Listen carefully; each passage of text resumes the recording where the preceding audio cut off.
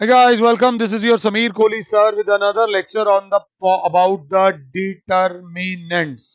Determinants में we are past the properties.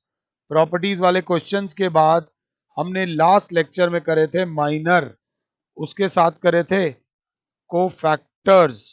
अब करने वाले हैं एक important property. फिलहाल ये प्रॉपर्टी कराने से पहले एक डिटर्मिनेंट मैंने लिखा A11, A12, A13, A21, A22, A23, A31, A32, A33। ये प्रॉपर्टी ध्यान से देखना। अगर मैं ये प्रॉपर्टी नहीं भी कराऊं तो भी तुम्हें कोई फर्क नहीं पड़ेगा, एग्जाम में कई मार्क्स नहीं कटेंगे, बट इस बार 1 मार्कर्स बहुत ज्यादा है तो आ सकती है। मैंने बोला इसको एक्सपैंड करो, एक्सपैंड अलोंग R1। तो क्लास जानती है ये प्लस होता है, ये माइनस होता है और ये प्लस होता है। तो A11 के साथ आ जाएगा A22, A23, A32 और A33। तो बच्चा बोलेगा A11 के साथ उसका माइनर आ गया, माइनस A12 के साथ आ जाएगा A21, A23, A21, A31 और A33। बच्चा बोलेगा A12 के साथ उसका माइनर आ गया प्लस A13 के साथ लिख दूंगा A21, A22, A31 और A32। तो बच्चा बोलेगा A13 के साथ उसका आ गया माइनर। मैंने कहा इसको दोबारा री राइट एज डिटर्मिनेंट। जब री राइट एज अ डिटर्मिनेंट लिखना होगा तो हम इसको कैसे लिखेंगे, ये ऐसे, ऐसे और ऐसे। ये A11, ये A12 और ये A13, इसके साथ इसका माइनर जो था वो A22, A23, 23, A32, A33 और A12 का जो माइनर था वो यहाँ आ जाएगा A1, A21 और A31। देख लो वापस वही बैलेंस्ड डिटर्मिनेंट आ गया। एक बार अपने हाथ से ये लिख लो तो आपको प्रॉपर्टी जो मैं कराने वाला हूं वो बहुत आसानी से समझ आ जाएगी, मुश्किल नहीं होगी। अगर नहीं लिखोगे तो थोड़ी दिक्कत हो सकती है, बाकी आपके ऊपर है, क्योंकि ये प्रॉपर्टी बहुत इंपॉर्टेंट है। ये प्रॉपर्टी बोलती है कि इफ, मोटा मोटा लिखते हैं, if elements of a row, elements of a row, और ब्रैकेट में लिखा है और column are multiplied with cofactors of any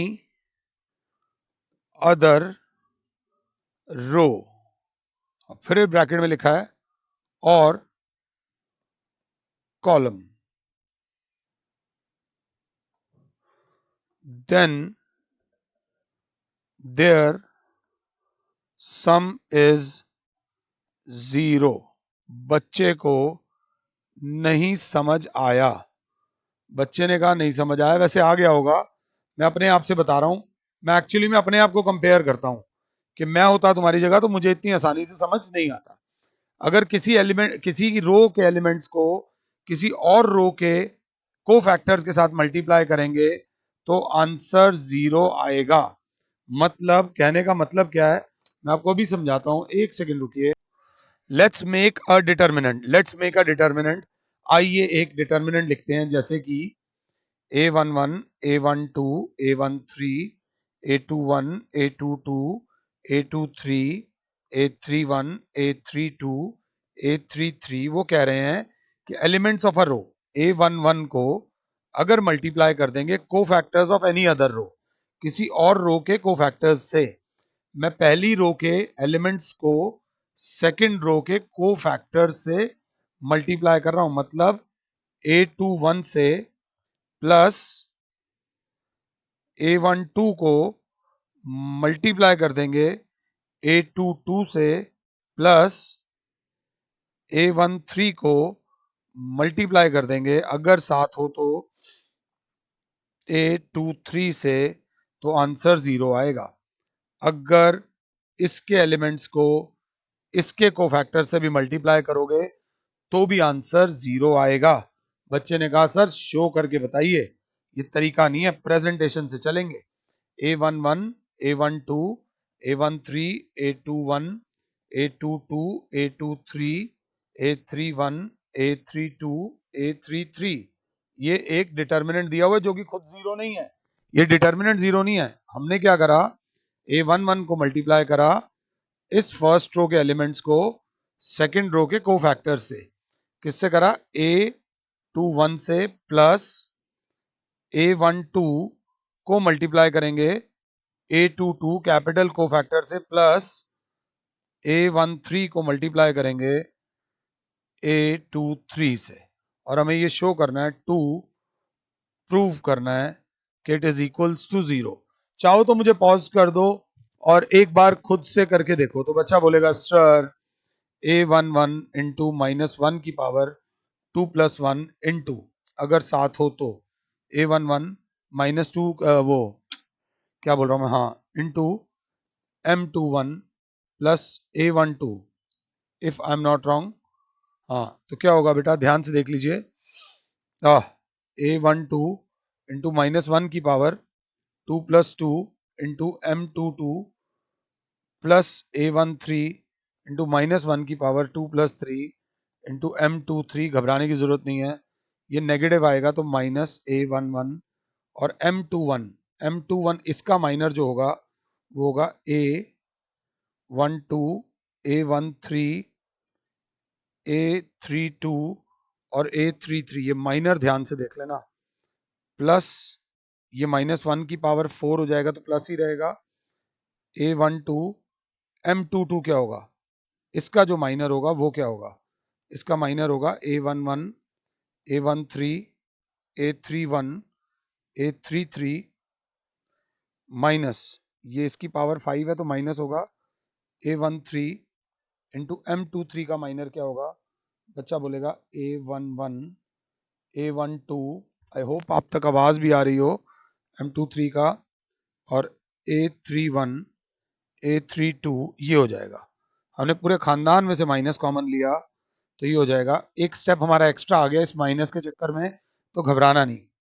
जब माइनस कॉमन लिया तो A11 into A12, A13, A32, A33 minus A12 into A11, A13, A31, A33। I hope कि मैं समझा रहा हूं। A13 और A11, A12, A31 और A32। अब हम इसे लिखेंगे री राइटिंग एज डिटर्मिनेंट। री राइटिंग एज डिटर्मिनेंट, माइनस का साइन बाहर है। अगर डिटर्मिनेंट की फॉर्म में लिखेंगे तो ये हो जाएगा A11, A12 और ये A13 तो फर्स्ट रो में आ जाएंगे।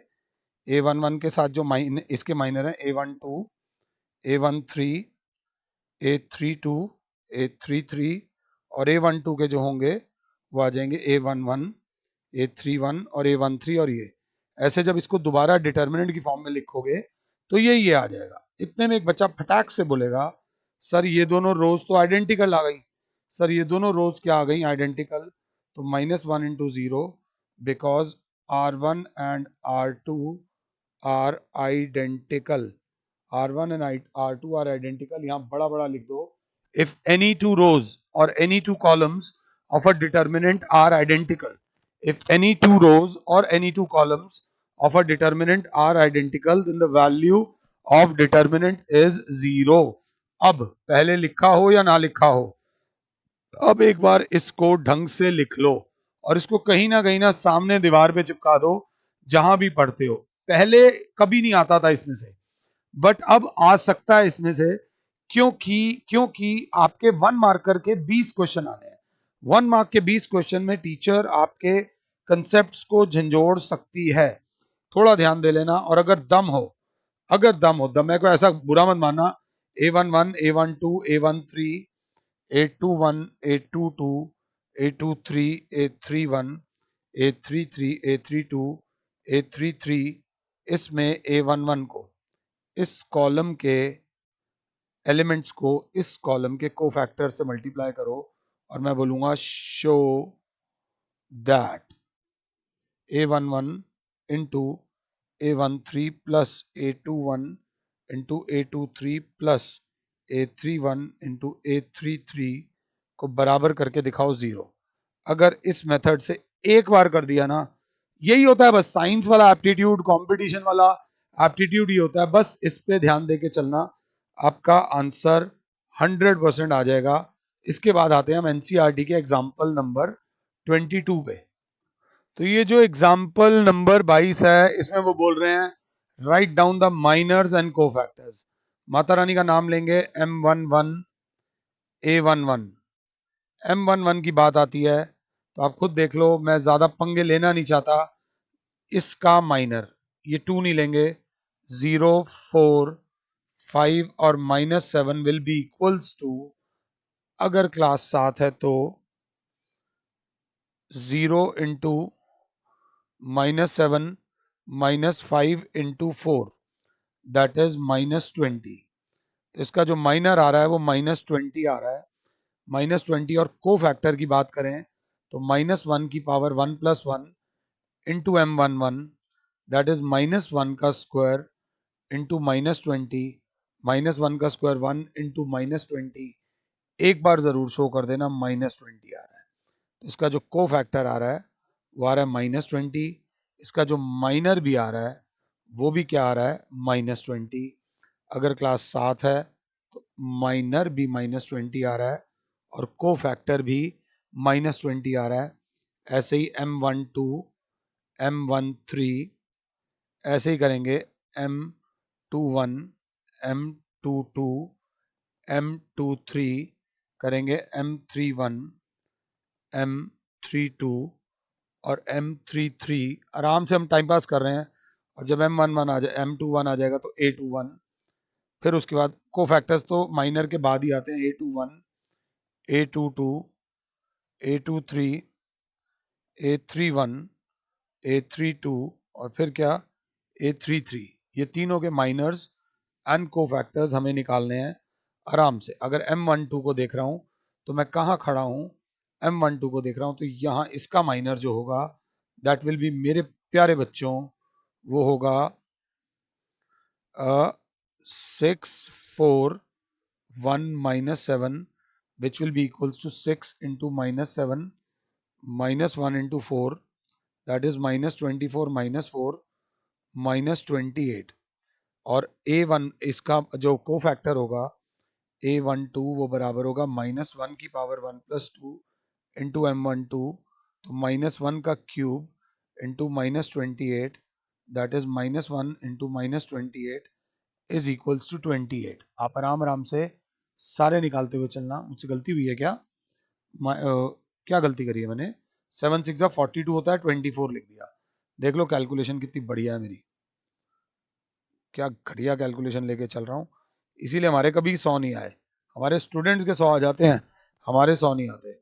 -42 -42 -4 -46, तो ये जो A12 आ जाएगा, ये आ जाएगा 46। ये सारे माइनर्स और एक बार निकालने तो पड़ेंगे। हम फटाफट से M13 की बात होती है, M13 के लिए हम यहाँ खड़े हो जाते हैं। इसके पास इसका माइनर होगा बच्चे, अगर इसके माइनर की बात करें तो 6015 is equals to 6 into 5 -1 into 0 that is 30। तो A13 बराबर हो जाएगा -1 की पावर 1 + 3 इंटू M13, तो -1 की पावर 4 इंटू 30 ए हो जाएगा 30। तो A13 बराबर हो जाएगा 30 और ये माइनर बराबर था, माइनर भी इसका 30। अब बात आती है M21 की। M21 के केस में हम यहाँ खड़े होंगे तो इसका जब माइनर निकालने जाएंगे, क्लास बोलेगी, इसमें बस थोड़ा सा कैलकुलेशन पे ध्यान देना है। M21 दैट विल बी -3 5 5 -7, देखेंगे तो 21 -25 इज इक्वल्स टू -4 आ जाएगा। और A21 बराबर हो जाएगा -1 की पावर 2 + 1 इंटू M21, तो -1 का क्यूब हो जाएगा -1 इंटू -4 दैट विल बी 4। ये 4 आ जाएगा। सिर्फ कैलकुलेशन पे ध्यान देना और इसके सारे माइनर्स एंड को फैक्टर्स हमें निकालने हैं, निकालने तो पड़ेंगे। आप आराम से मुझे पॉज करके एक बार खुद से माइनर्स एंड को फैक्टर्स निकाल दो। M31 की बात हो रही है, M22 की जब बात हो रही है, सो दैट इज इसका माइनर निकालना है। इसका माइनर विल बी, अगर क्लास 7 है तो that will be 2 5 1 -7, that will be -14 -5, that will be -19, और A22 will be -1 की power 2 + 2 into -19, that is 1 into -19 is equals to -19। Check करते हुए चलो। M23 will be, M23 के लिए हमें यहाँ खड़े होना है, M23 के लिए यहाँ खड़े होना है, तो M23 के लिए हमारे पास आ जाएगा 2 -3 1 5, that will be 10 plus 3, that is 13, तो A23 will be -1 की power 2 plus 3 into M23, that will be -1 into 13 is equals to -13। ये वैल्यूज याद रखते हुए चलना, क्योंकि हमें ना ये अभी कैलकुलेट करना है, इसलिए नहीं तो मैं खुद ही तुम्हें बोल देता कि तुम खुद निकाल लो। M31 की बात हो रही है, तो M31 के केस में हमें यहाँ इसका माइनर निकालना है। इट विल बी -3504, देखूंगा तो कितना आ जाएगा, -12 आ जाएगा इसका माइनर, और A31 विल बी -1 की power 3 + 1 into M31, that will be -12, same होगा, -1 की पावर 4 है तो 1 ही होगा।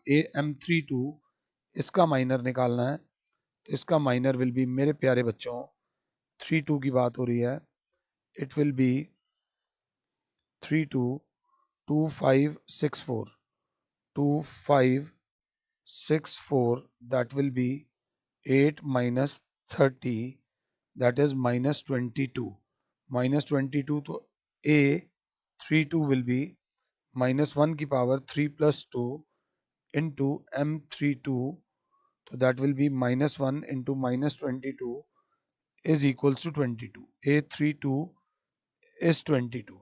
अब आती है M33 की वैल्यू, तो M33 बराबर होगा, लास्ट यही बचा है, इसका माइनर विल बी 2 -3 60, थोड़ा बोरिंग होता है, 0 + 18, that is M33 is equals to 18, तो A33 विल बी -1 की पावर 3 + 3 into M33, तो 1 into 18 is equals to 18। ये हमारे सारे माइनर्स और को फैक्टर्स आ गए। अब हमें जो कैलकुलेट करना है वो ये कैलकुलेट करना है क्या, A11, मुझे पतले पेन से लिखने में मजा आ रहा है, A11 into A31 plus A12 into M32 plus A13 into A33। अगर वैल्यूज देख रहा हूं तो उसकी वैल्यू है 2 into -12 plus -3 into 22 plus 5 into 18। अगर साथ हो तो -24 -66 प्लस 90, इन दोनों को ऐड करोगे तो -90 plus 90 is equals to 0 is the answer, अगर क्लास 7 है तो। अब क्लास एक बात बोलेगी, क्लास बोलेगी चलो सर ये तो आपने सिखा दिया, हम ये जो एक्चुअली में what is the, how do we find value of a determinant, वो लोग जो सो चुके थे अब जाग जाना। वैल्यू ऑफ अ डिटर्मिनेंट बराबर होती है सिग्मा ए आई जे इंटू ए आई जे, ये याद रख लेना। किसी भी मैट्रिक्स डिटर्मिनेंट की वैल्यू का ये फॉर्मूला होता है, जो टोटल वैल्यू होती है वो ये होती है। बच्चा कहेगा सर कुछ नहीं समझ आया, बस इतना याद है कि हमने 10th में पढ़ा था, सिग्मा का मतलब होता है, सिग्मा का मतलब होता है सबका टोटल। मैंने बोला एक डिटर्मिनेंट ले लो, A11 A12 A13 A21 A22 A23 A31 A3 to A33। Actually में इसकी वैल्यू आती है, अगर आप लिखते हो एक्सपैंडिंग अलोंग R1 लिखते हो तो डिटर्मिनेंट बराबर होता है एलिमेंट इनटू उसका कोफैक्टर, मतलब A11 इनटू इसका cofactor A11 plus A12 into इसका कोफैक्टर प्लस A13 इनटू इसका कोफैक्टर, मतलब एलिमेंट इनटू कोफैक्टर। बच्चा कहेगा सर आपने तो हमें ये वाला मेथड सिखाया था, minus plus minus plus minus plus ये कराया था। तो मैं कहूंगा अब जरा ध्यान से देखो, A11 जो A11 है उसका कोफैक्टर जो होता है वो -1 की पावर 1 + 1 इंटू M11 होता है, -1 की पावर 2 1 होता है। तो एज इट इज यहाँ M11 आ जाता है। इसका जो इसका जो एडजॉइंट आएगा वो आएगा यहाँ पर A12 बराबर होगा -1 की पावर 1 + 2 इंटू M12। -1 का क्यूब क्या होगा माइनस, इसलिए माइनस आता है यहाँ पर। तो यहाँ पर आ जाता है A12 into M12 plus A13 into M13। ये प्लस माइनस का साइन इसलिए यहाँ पर लगाया जाता है, जो अब आपको मैं शायद 12वें या 13वें लेक्चर में समझा रहा हूँ। किसी भी डिटर्मिनेंट की वैल्यू होती है, उसी के एलिमेंट को उसी के कोफैक्टर्स के साथ मल्टीप्लाई करके ऐड कर देना से वैल्यू हमारी आ जाती है।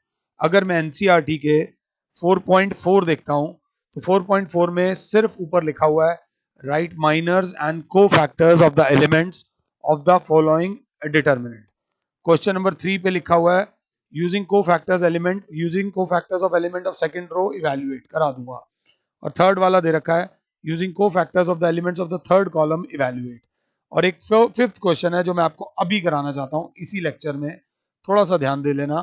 फिफ्थ क्वेश्चन में लिख देता हूं पहले। तो सवाल नंबर 5 बोलता है कि डिटर्मिनेंट हमें दे रखा है, if determinant is equals to this and cofactor aij is the cofactor then the value of determinant is given by A11 into A11 into A31। क्या इससे वैल्यू आती है? नहीं जी, इससे वैल्यू नहीं आती। A11 इंटू A11 ठीक है जी, A12 इंटू A21 इसके माइनर को इसके कोफैक्टर ये भी नहीं, सही नहीं है। A21 इंटू A11 अगर क्लास 7 है, A21 इंटू A11 आ गया तो ये भी नहीं है। तो बच्चा कहेगा चौथे पे टिक कर दो, नहीं चौथे पे टिक मत करो, चौथे को पहले देखो पहले वो क्या कह रहा है। चौथी ऑप्शन क्या कह रही है? A11। ठीक है जी, A11 को उसी के कोफैक्टर से करो प्लस A12। ओ क्या दे रखा है, मैंने कुछ लिखने में गलती करी है, कहीं लिखने में गलती करी है, कहाँ गलती कर दी? A11 ये 21 ही था, हाँ सही, ये लिखने में गलती करी है मैंने, यहाँ पर A21 ही था, जल्दबाजी जल्दबाजी भी तो बहुत है। तो A21 इंटू उसी का cofactor plus element into cofactor का जब प्लस करते हैं, this is the correct option. ये एक्स्ट्रा काटे पाटे इसलिए लगाए हैं थोड़ा स्पेशल इफेक्ट डालने के लिए। What is the value of determinant, ये आपको कहीं किसी बुक में नहीं मिलेगा ये वाला फॉर्मूला, कृपया करके इसको कहीं सामने चिपका लीजिएगा। ये 5 हैं एनसीईआरटी की 4.4, आप लोग एक बार खुद से करोगे, मैं कराने की पूरी कोशिश करूंगा। और फोर्थ क्वेश्चन का आंसर जो है ना एनसीईआरटी की 4.4 के फोर्थ क्वेश्चन का आंसर आपका पीछे से मैच नहीं करेगा। तो जो आपका फोर्थ का आंसर आ रहा है ना और जो पीछे आंसर आ रहा है, पीछे वाले आंसर को भी मल्टीप्लाई करके खोल लेना, वो दोनों आंसर्स मैच कर जाएंगे। 4.4 कृपया करके रखिएगा। उसके बाद we will start with NCERT की 4.5 फिलहाल के लिए। और Sameer sir is saying you good bye, God bless all, जय माता दी।